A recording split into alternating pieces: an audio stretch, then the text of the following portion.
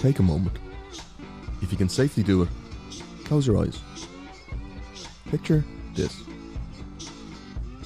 The first thing you notice as you're wheeled into the operating room is the solitary, flat black table in the centre to which you're about to be transferred. Once there, your view is of the white ceiling and the masked faces of the medical staff staring down upon you. The head nurse greets you with a warm, welcoming voice, and after putting you at ease, he asks you to confirm your name and your date of birth. The surgeon comes forward and he greets you reassuringly. He goes on to confirm the details of your upcoming abdominal surgery with you, before introducing the anaesthetist, whose face pops briefly into view overhead. The anaesthetist then explains that they're about to insert a line into the cannula in your arm and a mask over your face, which will administer gas. They then ask you to count backwards from 10. So you lie there, counting, and you stare up at the alien-looking lighting rig above your head. It's okay, they say, just relax. And your arm feels the burn of the propofol entering the bloodstream. Seconds later, you're out. After a time, you feel yourself slowly swim back to consciousness. And as you start to regain your senses, you're relieved to have come out the other side of the surgery okay. That's when you hear the words that will shake you to your core. Scalpel, please.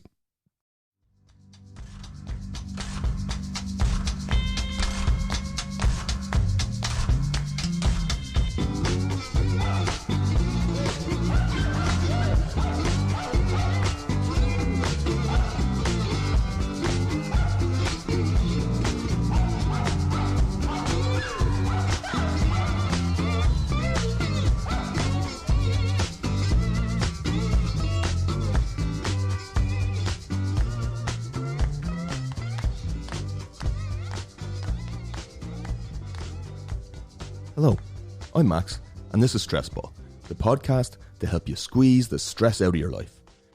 Today's episode is the first one ever, so in the interests of starting light, it begins with the operation from hell. Today's episode is going to ask questions about our perception of ourselves, the world around us, and our anxieties. This episode is about feeling stuck and how some people got unstuck. More on that later. But first, today's episode touches on aspects of mental health, and I'm not a doctor, so it's important to note that this podcast is for entertainment purposes only and does not constitute mental health advice. If you're experiencing difficulty, please be sure to consult with a mental health professional, and while we're at it, let's throw in an L trigger warning for good measure, like we're Americans, because it's not as if this operation is going great, and it's not going to get much better anytime soon. One last thing before we return to the story. We're just getting this podcast started here. This is the definition of a small, independent podcast.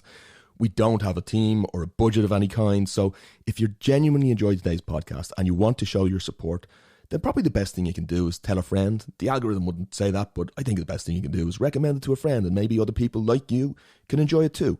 That seems like the most important thing.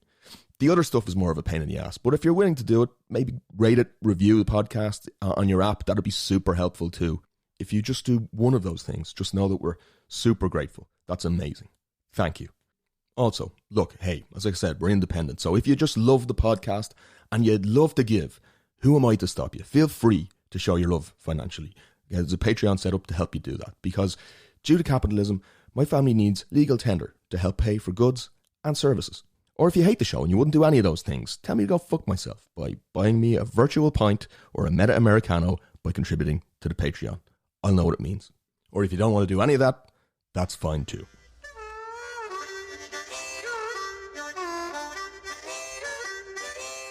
Scalpel, please. That's the moment you realise that you are not out the other side. Quite the opposite. Your ordeal is only starting. This is what actually happened in 2008 to then 45-year-old Donna Penner, a Canadian mother of two who experienced the horror of waking up during her surgery. Due to the muscle relaxant, despite being conscious, she could not move or make a sound, but she was aware. She couldn't scream, she couldn't cry, but she felt the pain of each and every incision. She felt her organs being pushed around. She heard the comments of the medical staff. She knew there was no escape. She was certain she was going to die. And so she said her last goodbyes to her family and then set her mind to try to focus on whatever she could to try to get through the pain.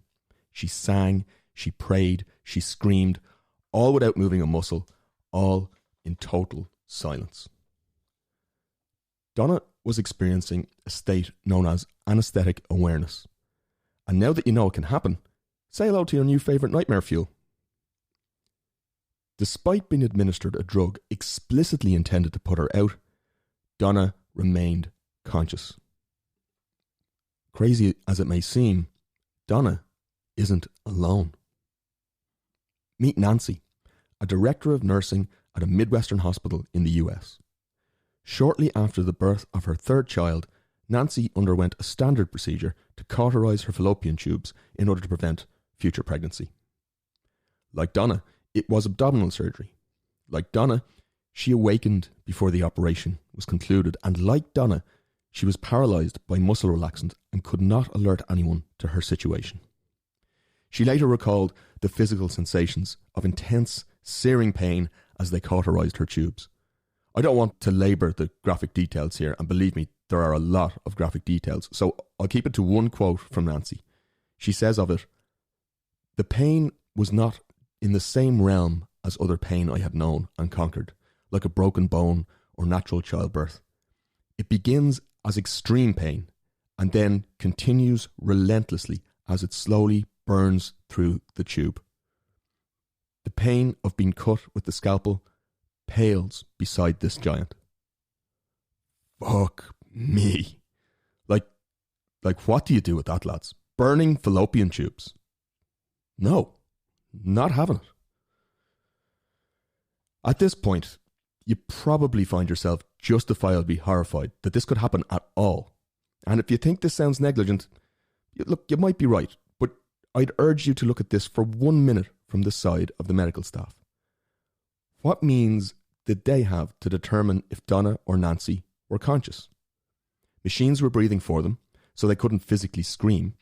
They were almost totally paralysed. Donna did eventually discover that she could wiggle her foot slightly, but even if they saw that, which one nurse did, how were they to determine that a wiggling toe was anything other than just a twitching nerve? They didn't have a lot to go on. It's a horror show for everyone involved, but clearly your sympathies do have to lie with the patients here. I mean, holy shitballs. They went into hospital for a standard operation. They ended up in a saw move. Let's just be clear from the outset. We are not looking to scaremonger or terrify you. This is actually a low probability event. But agreement on the specific figures seems to vary quite widely. Here comes the science. Okay, but just a couple of facts and figures. Some studies suggest that this is experienced by 1 in 19,000 patients, which is a comfortingly low rate, if it has to happen at all. One uplifting way of looking at that rate is that you're more likely to die during the operation than wake up during it. So if that puts your mind at ease, good for you. Others, however, put the figure much higher, saying that up to 5 in every 100 people who undergo general anaesthetic could experience this condition to some degree, which would obviously be more concerning. And we should be clear here, there do seem to be degrees of severity. While Donna and Nancy were conscious and felt the pain, others report not feeling the pain, but being conscious. So there's a range of experience here. The point is, these stories are striking. If life was a movie, maybe that would be that. As horrific as these experiences were, at least it would be over and Donna and Nancy could move on. But if Saw's 1 spiral taught us anything, it's that real life tends to come with many, many shitty sequels. And in these cases, the story behind the story is that both Donna and Nancy suffered PTSD as a result of their experiences. Donna's trauma led her to seek medical leave from her job, impacting her life further by restricting her daily independence and confidence. Nancy's trauma started to destroy her marriage. It changed her perception of past successes, diminishing them and amplifying failures.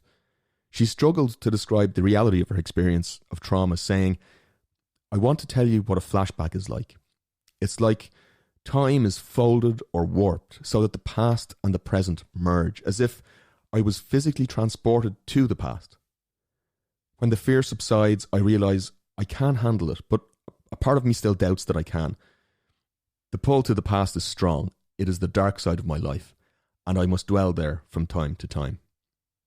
The struggle may also be a way to know that I survive, a replaying of the fight to survive, which apparently I won, but cannot own."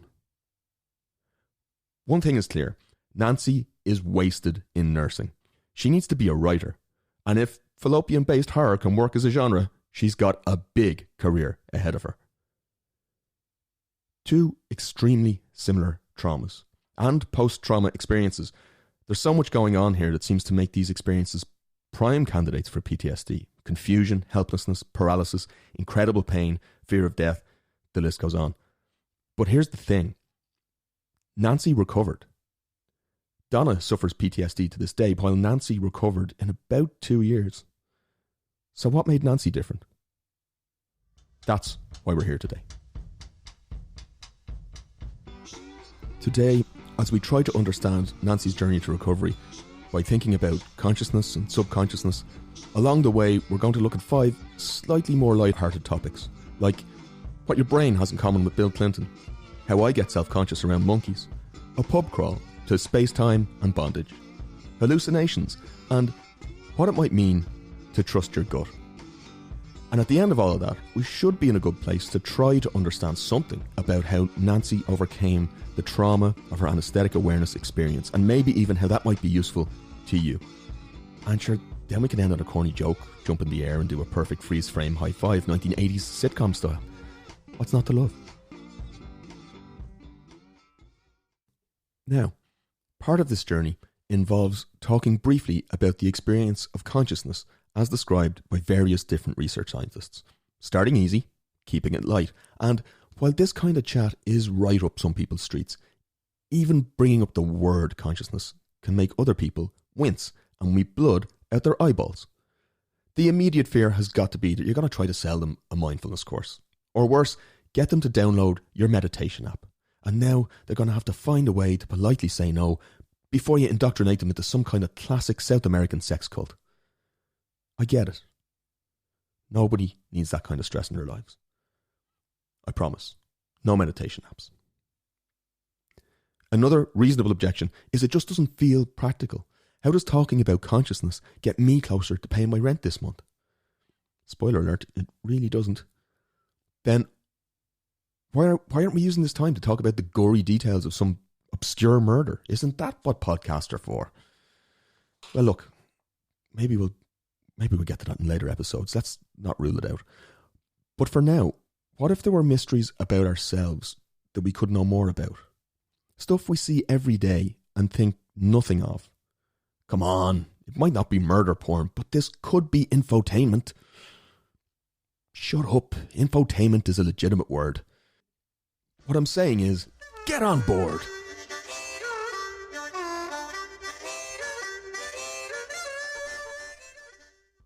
As we go about our lives, the assumption most of us intuitively hold is that the conscious brain controls the body. But what if, instead of top-down direct control from our brains, it was more like bottom-up control that our brains are just kind of making excuses for? That sounds crazy, right? It sounds a bit like what I'm saying is, what if everybody everywhere was totally full of shit always? But just think about it. What if everybody everywhere was totally full of shit always? Yeah. Well, that's the first stop on our journey today. In the 1960s, in Caltech, Michael Gazzaniga and Roger Sperry conducted a series of experiments known as the split brain study. Basically, there was a group of patients with intractable epilepsy. There were very few options available to help these patients, and their symptoms were incredibly serious. There's an area of the brain called the corpus callosum, and its job is to connect the left hemisphere to the right hemisphere so that information can flow freely between the two sides of the brain. In order to help these patients, surgeons severed the corpus callosum, disconnecting the two hemispheres, essentially separating one brain into two. Kind of like how a firefighter would dig a fire break in a forest to stop the fire spreading. Similarly, in the brain, they wanted to create this gap, this disconnection to stop out of control electrical activity from cascading all around the brain. The operation was a huge success. It reduced their symptoms massively, 60 to 70% in some cases, and others were now totally free of seizures. Even more strangely, the loved ones of these patients reported that for such a major intervention, they hadn't noticed any major cognitive impairments or differences in these patients. No split personality, no split consciousness. They were expecting some serious repercussions, obviously, but they didn't seem to see them. Now, this offered up a huge opportunity for Sperry and Gazzaniga to make use of this unusual set of subjects, because sometimes when we break things, we have a real chance to finally understand more about how they actually work. Before we go any further, we just need to understand a little bit about the wiring of the normal human brain. It's a little complicated to describe just on audio, so work with me a little. It might take some visualization. Okay, so the left brain hemisphere takes in information from the sensory organs of the right-hand side of the body, and it also sends information to those sensory organs on the right-hand side of the body. So left brain, right ear, for example. So it's kind of cross-wired. And then the reverse is true on the other side. The right brain hemisphere takes in information from the sensory organs of the left-hand side of the body, and it sends information to those left-hand side of the body sensory organs as well. So right brain, left ear. Left brain, right ear. Right brain, left ear. That okay? The reason for these signals crossing over in this way isn't really known, but it is this way for all vertebrates. Also, certain hemispheres have specific modules or areas of specialization that seem to specialize in certain functions. So, in most people, the left hemisphere specializes in reading and speech, and the right hemisphere has only very basic language capabilities. But it can independently communicate through gesture by controlling the left hand. Remember, right brain, left bodily control. And any gestures made with the left hand. So it can control any gestures made with the left hand. Super weird, but apparently true. At this point, I've said the words left and right so much, I wouldn't blame you if you were humming the hokey cokey and freaking out. Look, I hope that passes. So, Gazzaniga and Sperry looked to set up a lot of different experiments in which they sent information to only one half of the brain. If I show something to my left visual field, I know that the information is going to reach the right hemisphere of my brain. And I also know, if I'm a split brain patient, I know that my corpus callosum has been severed. So once the information is in the right hemisphere of my brain, that information cannot reach the left hemisphere of my brain, because the route to reach the left brain from the right has been cut. So if I get information in that route visually shown to the right hemisphere only, and then someone asks me a verbal question and I'm expected to respond verbally, my left hemisphere, which you'll recall is responsible for speech, it doesn't actually have access to that information. It doesn't have any pertinent facts to work with. So what would happen? I know, right? What a bananas experiment to be able to run on a human. But they did it. They asked a subject to stand up by showing him a sign to his left visual field, sending the information to his right hemisphere, saying literally, get up and leave the room. That's what the sign said. And when he saw this, he dutifully stood up and started to leave the room. And when he did so, they verbally asked him why he was getting up and where he was going. So his left hemisphere would be responsible for giving that answer verbally. But it didn't have access to any information about the actual trigger for the action, the sign shown to the right hemisphere. And so when asked, he said, I needed a drink. I'm just going to get a Coke. Which the experimenters knew was obviously a total fabrication, a lie that was just about believable if you didn't know the real trigger for him standing up. But he did answer in this kind of emotionally congruent way. It didn't seem like a conscious fabrication. And the subject himself seemed to believe it to be true. It was automatic. But it was no more connected to reality than Kanye West is right now.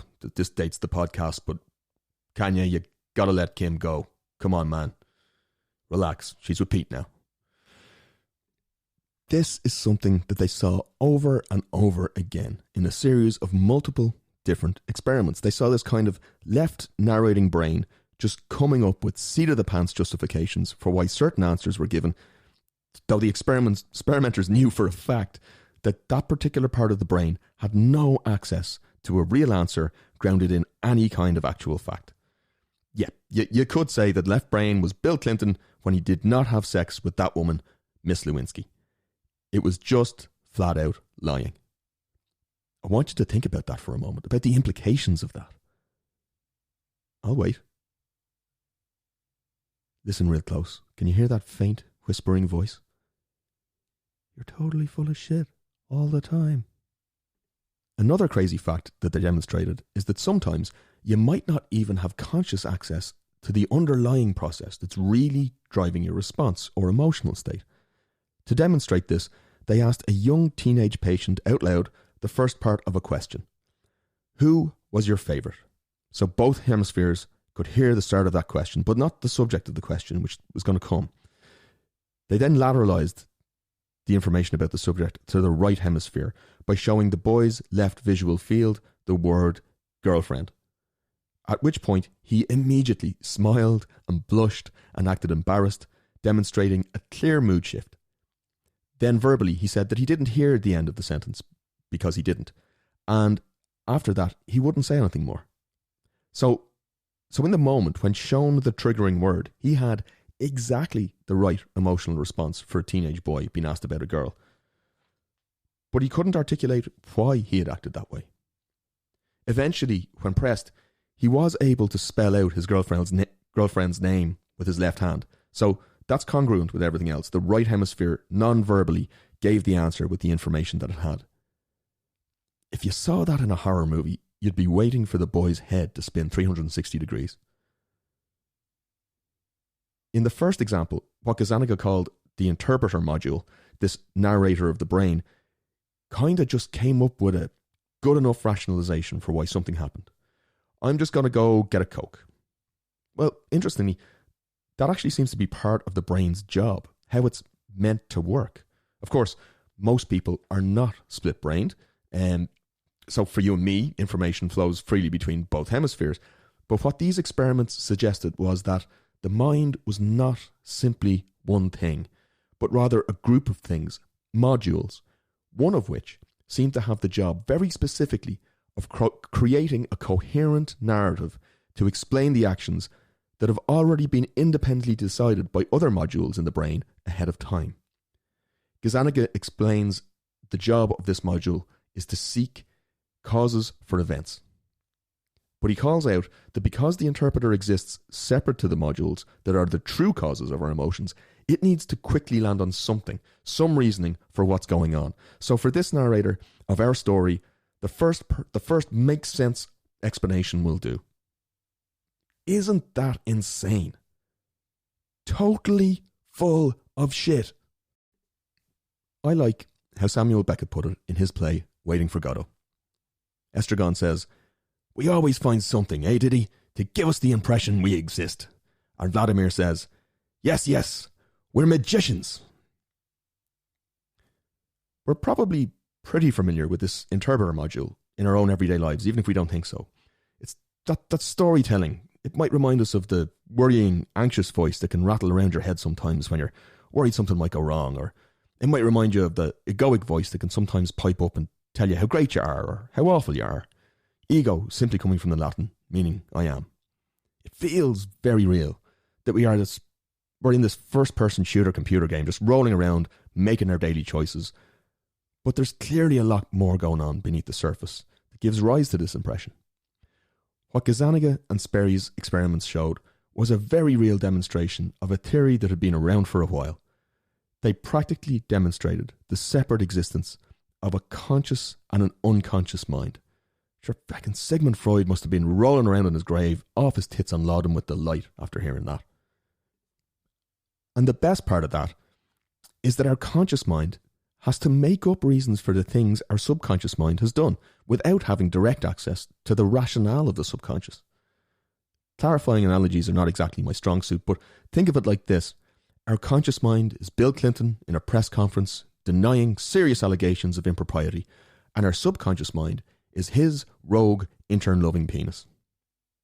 Just as an aside, the good news here, at least for Bill, is that the most liberal estimate of how many pieces of information people can consciously process per second is 40, while subconsciously it's believed that we can take in about 11 million pieces of information. So, the subconscious is a lot bigger than it looks. Or, in the words of psychologist Jonathan Haidt, the conscious mind thinks it's the Oval Office, when in reality, it's just the press office. So, let's agree for argument's sake that we have the conscious and the unconscious, and that both played a role in Donna and Nancy's experience. Seeing as all the problems arose from being conscious when they shouldn't be, let's talk a little bit about being conscious first, and that's our second stop.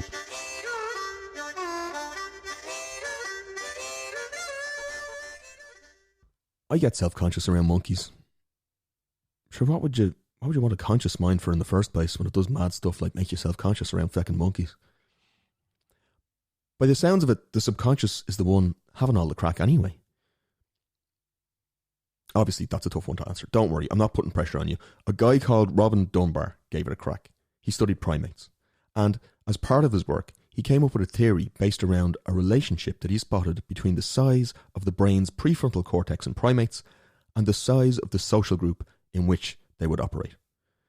Dunbar did a calculation based on the brain size, and he would try to work out what he thought the standard group size would be. And then he saw that his prediction correlated to a lot of what they were seeing in the natural world. So, chimpanzees, for example, they usually operate with a social group of something like 30 individuals. And here's the thing, even though chimpanzees can be very violent, a huge amount of their day is spent picking nits off each other. Obviously, there's a directly practical side to helping keep each other clean, but there's a sociological aspect to it too. It turns out that grooming is actually a useful tool that allows monkeys to manage their place within their tribal hierarchy. Alliances can be made, bonds can be reinforced, all based around who chooses to groom whom. So for chimps, the standard stable group size is 30. And the primary tool they use to manage that stable grouping is grooming. Extrapolating from trends in the relationships between primate prefrontal cortex sizes and the resulting social group size, to humans, we see our number comes out at around 150. So in theory, 150 should be the standard stable group size that we can operate in, given the size of our prefrontal cortex. That's 150 quality relationships. So historically, we see this number of 150 matching up with things like the estimated size of a Neolithic farming village. Also in military units, both in Roman antiquity and in the modern army, tends to be around 150. And in the modern world, it pops up even in Facebook group sizes, wedding party sizes, Christmas card lists, church congregations, and more. The number itself is less interesting than the question. How did we, as a species, evolve to make this leap from a maximum cohering chimp group of 30 to a cohering human group of 150? What changed? You may have noticed that humans don't generally do as much mutual grooming as chimps do. Some suggest that the way humans achieved this same task of moderating our place in that social hierarchy is that we used one of our advanced tools instead, language. And Dunbar's suggestion was that we use language in a very specific way, to gossip. I have known people who seem to only use it to gossip. But sure, fair play to them. It turns out they're just being human. We use gossip to manage that social hierarchy, to build alliances, to try to get to the top, achieve status, do all those things in line with operating within a primate group in order to survive and replicate. So, by using language to gossip, we could cohere larger groups than by grooming alone. We could do it in less time, freeing that time up for other useful tasks, like, taking over the world. What, in God's name, does this have to do with consciousness, with the ego, the I, the self? And then how do we get to Don and Nancy from there? Well, Dunbar also found that the relative size of a primate's orbito-prefrontal cortex predicts the complexity of its theory of mind. Well, that's a lot of words, but what that means is how good it is at gauging the viewpoints of other individuals in the group. The idea being that our biological advances allowed us to conceive of a theory of mind for other individuals, to guess at their mental states. And also, it seems, as we discussed in the previous section with the split brain, to guess at our own. The researchers have found that in the brain, there are these central midline structures, part of the prefrontal cortex, which are closely linked with this theory of mind. And interestingly, these areas, they're part of what's called the default mode network. Again, that's just terminology, but these are the areas of the brain that light up when you're not involved in another immediate task, when you're not focused on something, when nothing is urgently demanding your attention in the real world and your brain is kind of free to run on default. It's the screensaver of your mind.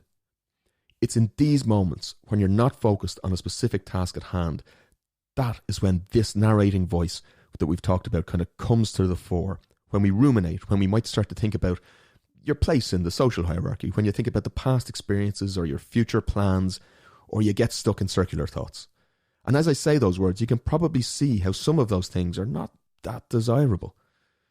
If maybe you find it hard to get yourself out of that default ruminating state, then maybe you're gonna find yourself more prone to being anxious in your life and worrying about things in the past or the future a lot, or being concerned what other people think of you. And now you mention it, where do you sit in the hierarchy? Why is nobody picking nits off your back? How did you get so many nits? And what does Kim see in Pete Davidson anyway? When it comes to our story today, for Nancy, we know for a fact that the pull of the past was very strong. Her days were filled with hours of flashbacks. She remained hyper alert, feeling threatened by her own thoughts. The point is that it's possible the conscious mind as we know it came about to help us manage the complexity of our social connections, our place in the hierarchy, and a side effect of that is that it causes us to automatically create stories about the past or the future, about others and about ourselves. And we are in the very fibre of our being social animals. And sometimes this serves us and sometimes it does not. And I think maybe that's why I get self-conscious around monkeys.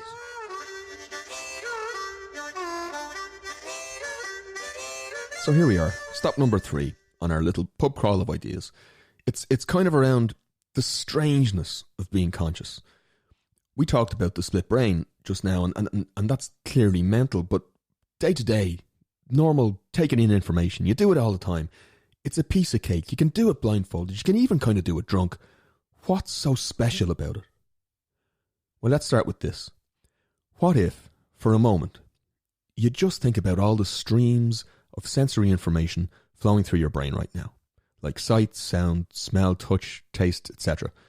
We know before any of those ever reach our brain, light, sound and smells are travelling at very different speeds in the outside world. Light travels around 186,000 miles in 1 second. Yes, I did look that up. Sound travels 1 mile in 5 seconds. Light is literally 1,000,000 times faster. That's not nothing. By the way, side note, total tangent, if the speed of sound were the same as the speed of light, the individual air particles transmitting the sound would have near infinite energy. And to say humans would have a hard time surviving in that environment would be a massive understatement. So, thankfully, that's not the case. Wildly off track. Where was I? Yes, sound and light travel at different speeds. That's the point. And it's the job of our sensory organs to take in that information and transmit it all to our brain. Our brain, which is essentially a brain in a black box, just sitting in the vat of your skull, isolated from the outside world almost totally, except for these inputs that come into it from our sensory organs. So there's some weird and wonderful stuff happening here, because not only is the information travelling at hugely different speeds in the outside world, it's also travelling different distances within the body to reach the brain. So you might think that all these different speeds and distances would make it hard to sync things up. For example, say I'm looking at a flower. That's how I like to spend my time. Flowers are pretty after all, and I stub my toe against a table. I only like to look at flowers when I'm near a table. That's how I live my life. On the edge, man. I perceive those things as happening in the same instance of time. I looked at the flower and I hit my foot, roughly the same time. And yet the photons that allow me to see the flower would have already hit my retina, and from there, that information doesn't have that far to travel to reach my brain. While the signal telling me I've hit the table with my foot needs to travel all the way up the length of my body from my toe, all the way up into my brain. As we noted, my retina is right beside my brain, used to be part of my brain, in fact got pushed out into the retinal cups in the first trimester of life, which is, gross, brain eyes. So we've got information travelling at different speeds outside of the body and different distances at the same speed within the body, and yet somehow it's all brought together by the brain as being the same instant in time. This is the binding process. It's like two people going on a pub crawl that ends in the Stag's Head pub in Dublin. Only one of you starts in Grogan's in Dublin, 300 metres away, and the other one starts in Costigan's in Cork, fucking miles away. You kick off at the same time. You synchronise your watches, 1980s action movie style, and then you proceed to drink the same amount of pints in the same amount of pubs, travelling at the same speed between pubs, and somehow, towards the end of the pub crawl, you both arrive in Grogan's at exactly the same time and launch into a very drunken chat about the nature of spacetime and bondage or binding or whatever the fuck it was called. It's even worse than that example, because within the brain itself, once you get there are different areas of specialization, modules, as we said, for dealing with different types of information. So different pieces of data have got to go to different areas within the brain. Again, different paths and distances. It's like another unlikely pub crawl scenario that I choose not to go into at this time. Anyway, the point is, somehow this is all represented as one instant, one moment. To me, I hit my toe the very same moment I saw that flower. Doesn't there seem to be a lot more going on under the hood to make it appear that way than you would intuitively think? As I've said, this is called the binding process. Somehow your brain is taking in the information, accounting for the delays in the outside world and the delays within your own body, and then kind of manufacturing a believable, credible now. And a now. And a now. And packaging these nows for you to go, yeah, that seems like it was an instant in time. Okay, I'll buy that. I'll buy that for $1. That's for my hardcore Robocop fan base out there. So your brain is actively generating the time that we perceive. And as a result, because this processing needs to be done and that takes time, we're always in the past. As neuroscientist David Eagleman puts it, your brain collects up all the information from the senses before it decides on a story of what happens. The strange consequence of all of this is that you live in the past. By the time you think the moment occurs, it's already long gone. You live in the past. Contemporize, man. If only we could. But the fact is that the information that we experience as a now has already happened.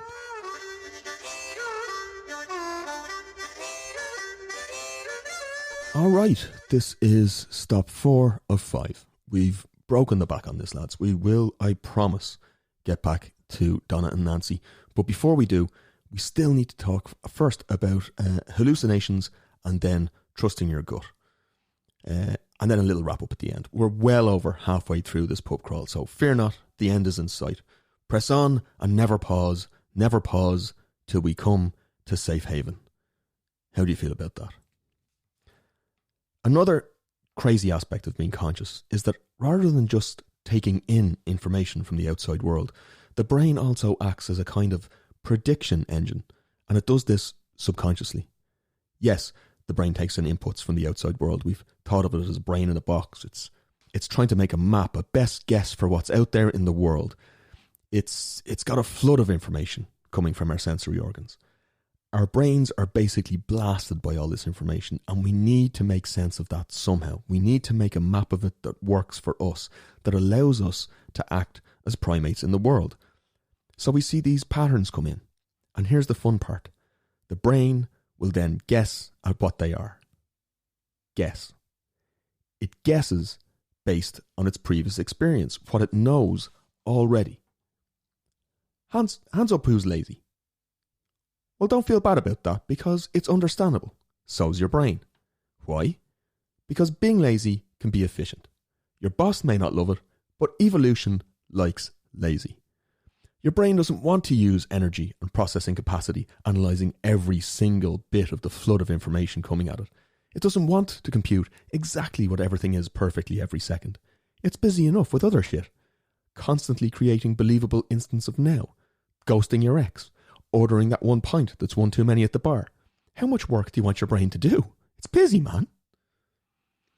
If something looks enough like something that it's seen before, then that's good enough for old Brainy. And if it's good enough for old Brainy, then shouldn't it be good enough for us?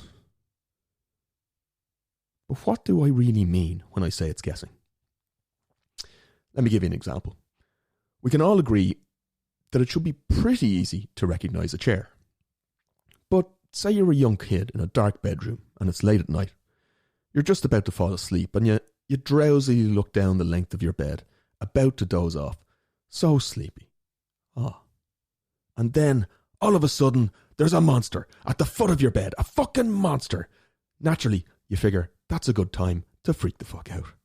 Your brain's amygdala goes into hyperdrive. Your fear response goes into hyperdrive. You're in full-on fight or flight mode. You're screaming the house down. I don't want to point fingers, but there may be some poop in your pants. Look, relax. We've all been there. Your parents rush in and they flick on the light. But when you look back down to point at the monster at the foot of the bed, what do you see? Oh yeah, right. It wasn't a monster. Silly me. It was the chair at the foot of the bed. A chair with some clothes thrown on it in a pile. It just kind of looked like a monster for a second. And you feel like an idiot. And your parents are like, stop being an idiot, you idiot. You're nothing but a disappointment, Harry. And in many ways, we wish you had never been born. And for the last time, you're not a fucking wizard. Okay, so maybe not that far. Your parents probably loved you, but you get the idea. So what's going on there? Well, you kind of saw something. You had some information, and your brain wasn't interested in taking in any more information, so it acted in the active generation of your reality based on, well, a hunch. It kind of filled in some gaps and got a little creative. What, is everyone a critic now? And because, you're a kid and maybe you're already scared of monsters, maybe in some context it's useful to be scared of monsters. If you're living in the woods and you see something ambiguous, maybe it's a good idea to get up and start screaming and running and pooping yourself in the middle of the night. It's just that your parents don't love that behaviour now that you're living in the suburbs. In this familiar example, we can see how your brain can often be involved in generating a form of reality that may or may not be representative of what's actually going on out there. When your parents turn on the light, then things get less ambiguous. There are fewer gaps to fill in with guesses, and you can see exactly what's going on. And no, it's not a monster, and you're probably going to need to clean up that poop. So we can see how it's possible for there to be these natural predictions and for them to feel very real, and yet be extremely separated from any kind of real connection with the objective reality of the world around us.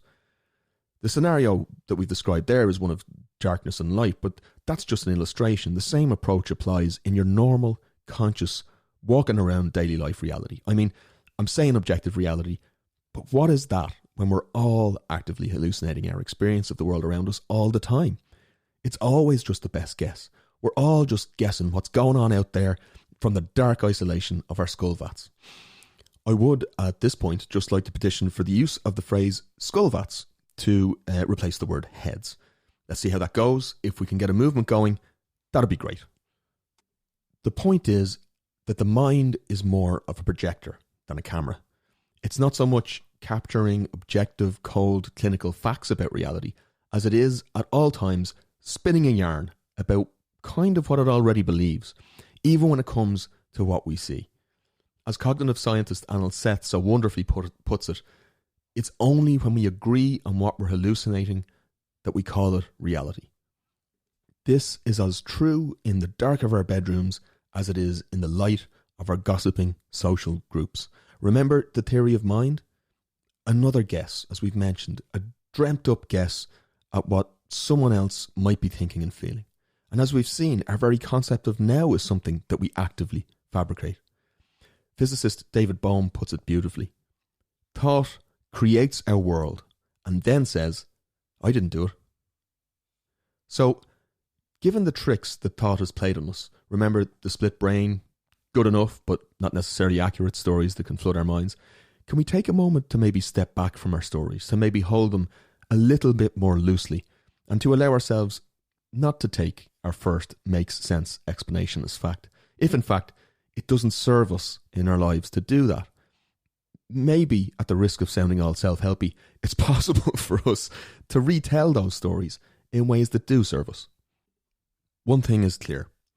The more closely we look at different aspects of the experience of being conscious, the more we see the array of subconscious processes that are needed to support that experience. Here we are, lads. Stop 5. Nearly at the end. This is your gut. Also, fittingly, nearly at the end. So, not the small bit of your belly overhanging your jeans after you've eaten too much Sunday roast, your internal gut. Talk therapy has for years looked to uncover the stories that shape our lives to help us deal with those stories. But what if trauma wasn't only a story? What if certain types of trauma actually lived in our bodies?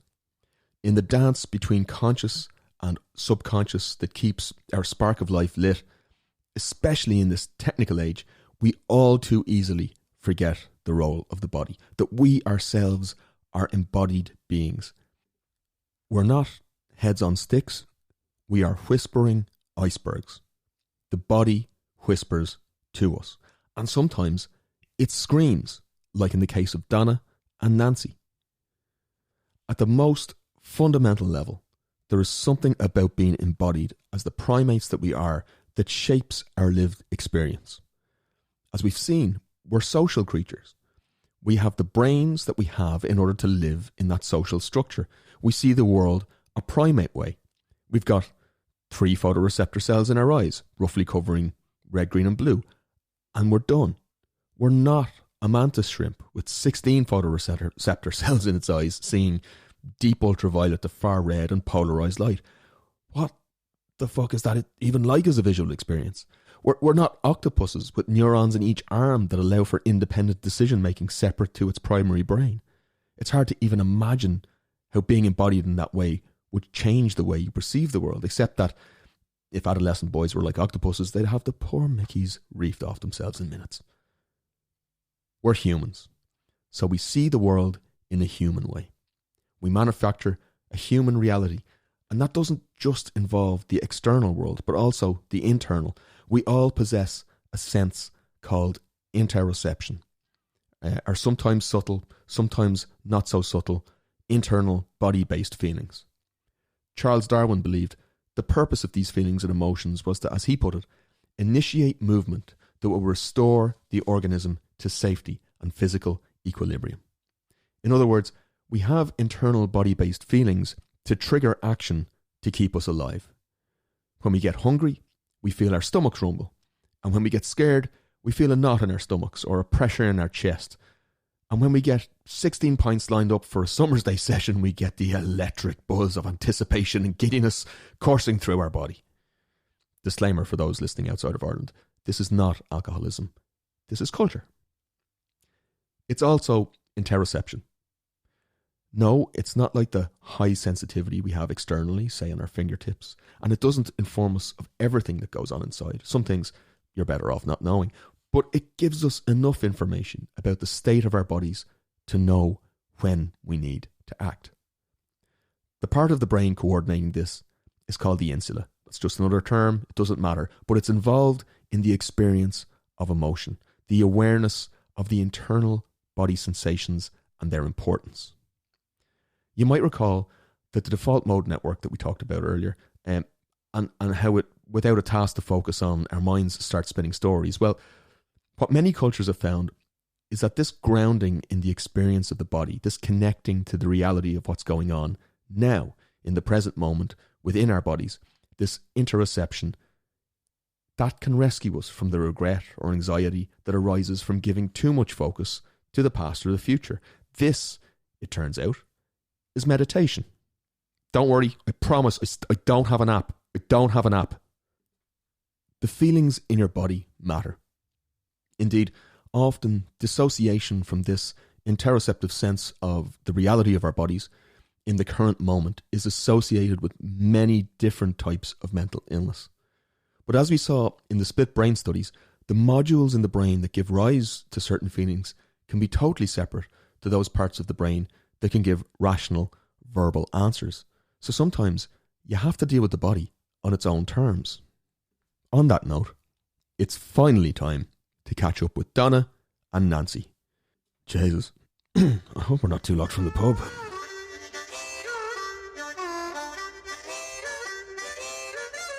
How did Nancy recover? That's why we're here after all. Well, it started when she needed another larger operation.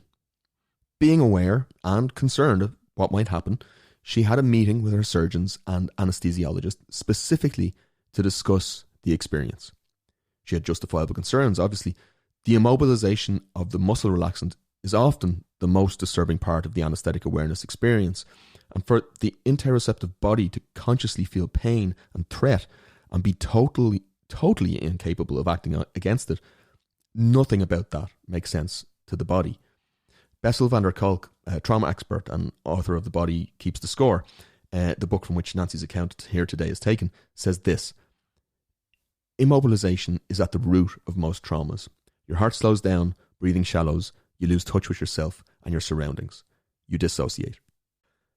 Now in this instance, second time around, Nancy had the surgery and thankfully it went well. But unfortunately, she did not achieve the catharsis that she had hoped for, and that particular experience did not heal her of her PTSD. 6 months later, however, she made two choices that she credits with changing everything. She left her CBT therapist, cognitive behavioural therapy therapist, to work with a psychodynamic psychiatrist whose focus is apparently more on the subconscious. And secondly, she joined a Pilates class. She describes how the therapy allowed her a refuge where she could understand the story of her damage and then reconstruct the story of the events that had happened to her in a way that allowed her to repair her sense of self. The Pilates allowed her to build literally a stronger physical core in a community of social support. She found a way back to physical connection with her body and social connection with her tribe. She felt she managed to achieve a sense of physical safety and mastery that allowed her to be released from her trauma. Her body screamed, and she listened. To the layman, it could seem astounding that something so trivial as Pilates could ever help someone get past such a trauma, such a huge trauma. But in the light of what the split brain studies tell us about the bottom-up physicality of the sensations shaping our conscious brain, and what Van der Kolk tells us about trauma, does that still seem so crazy? And just for a moment here, to be clear, it's important to mention that the point here is not to devalue CBT as the correct treatment in the right context for the right issues where it has been demonstrated to be the correct tool. I believe amongst them depression, anxiety, drug and alcohol issues, maybe even trauma as well. I urge you to look into that with whoever you're dealing with that's got a proper qualification in the area. And it's also not to hold Nancy's path up as a one-size-fits-all prescription for everybody in every situation. It's a story in a context. It's infotainment. Are you not infotained? And of course, we should acknowledge that there are many other possibilities for what actually helped Nancy recover. Nancy herself was convinced that it was the therapy and the Pilates, but people are subject to settling on stories that are good enough, as we know. Maybe Nancy did something else that she consciously placed no value on, but that was instrumental in her recovery. Maybe there was some key difference between Nancy and Donna's experience, or maybe Nancy got better because Nancy was the type of person who eventually recovers from PTSD. But none of that changes what we learned from the independent investigations of the various scientists on our pub crawl of ideas today. So, what lessons might this journey hold for us in our lives? Why would we give a shit? What do we know now that we're at the other side of everything okay? Well, we know that stresses don't have to be as extreme as anesthetic awareness to affect your life. Stress and anxiety are everywhere, and people can be more or less sensitive to different triggers along a spectrum, given their genetics and their life experience. And so much about today's culture seems to be driving many people towards anxiety and stress rather than away. Screens, a lack of physical movement, social isolation, trying to pronounce social isolation, a lack of community, social media echo chambers, trying to pronounce any words whatsoever at the end of a podcast. Look, the list goes on and it's all too familiar. Donna and Nancy, they experienced high-level trauma. But perhaps, even for all the non-professional, amateur traumatics out there, their stories might make us question how we handle these challenges ourselves. Firstly, could we access more peace by, every now and again, just becoming aware of the physical sensations in our body, connecting to these sensations that underlie our emotions? Is that a crazy suggestion? Secondly, would remembering to make the time to connect socially with friends and community rather than spending days being anxious about what others might think of us, would that help us to feel more connected and alive? Does that sound useless? And finally, seeing as they're just good enough fictions and guesses in the first place, is there a way we can loosen our grip on the stories that cause us pain and stress, and learn to retell these stories that we tell ourselves about ourselves in a way that allows us to feel more connected and empowered? Or, as the writer Kurt Vonnegut once put it, live by the harmless untruths that make you brave, kind, and healthy and happy. When we think of ourselves, we're often limited by our simple intuitions and our culture stories. We're limited in the ways that we can conceive of ourselves.